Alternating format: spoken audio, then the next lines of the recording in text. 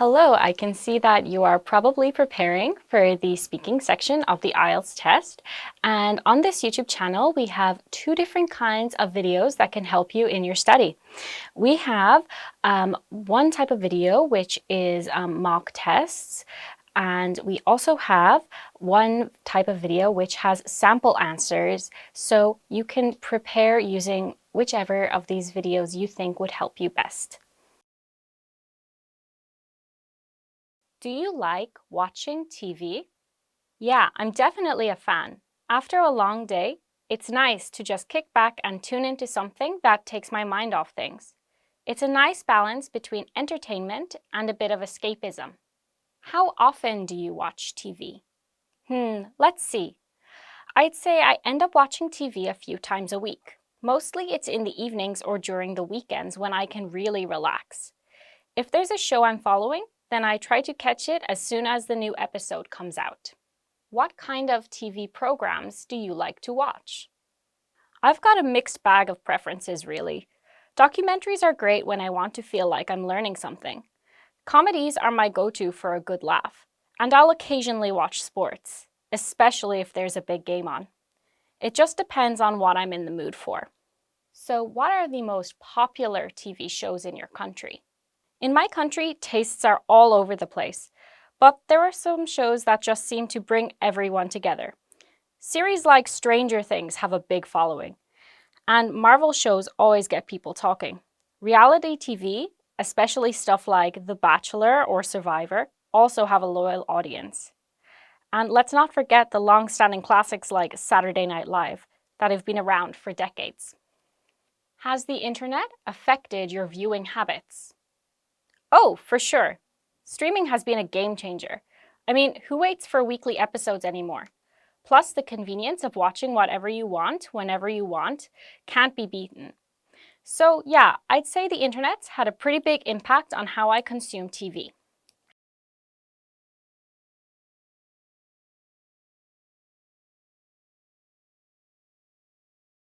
If I were to choose, it would be The Starry Night by Vincent van Gogh. It's one of those paintings that you can look at forever and always find something new. I've seen it in art books, and it's one of those iconic images that's everywhere. Posters, TV, even other forms of art like music or poetry. It's a part of popular culture as much as it's a piece of classic art. It's a priceless masterpiece in the Museum of Modern Art in New York, so I can't exactly pick it up from a store. But if it were possible to buy, it would probably be worth hundreds of millions of dollars. Even though I don't have my own home, the reason why I would like a painting might be to create a mood, an emotion, or a source of inspiration. It captures beauty and complexity of the night sky in a magical way. Plus, it's a great conversation starter. Why are some sports fans so passionate? Sports often tap into a sense of community and identity. It's not just about the game, it's about belonging to something bigger than yourself. That's why you'll see fans painting their faces, singing anthems, and even traveling across the world to see their team play. Is there any violence at sports events in your country? I don't personally attend sporting events, but sadly, sports-related violence does happen, whether it's fights in the stands or larger-scale riots. The passion that makes sports so compelling can sometimes tip over into something less positive. Should athletes be better role models? The visibility and influence that athletes can have can't be ignored. Kids look up to them, and adults respect them for their skill and dedication. While nobody's perfect, using that platform responsibly to inspire positive change can be powerful. What benefits do international sporting events bring? Beyond the excitement and entertainment, international sporting events can be huge for tourism and local economies. They also bring people together in a way that few other things do, creating a sense of global community.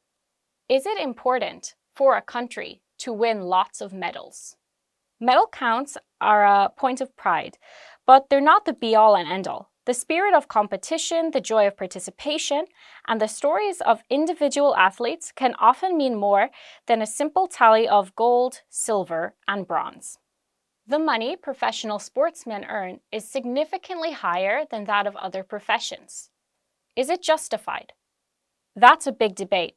On one hand, athletes have a skill that's high in demand but short in supply, and their careers are often shorter than other professions.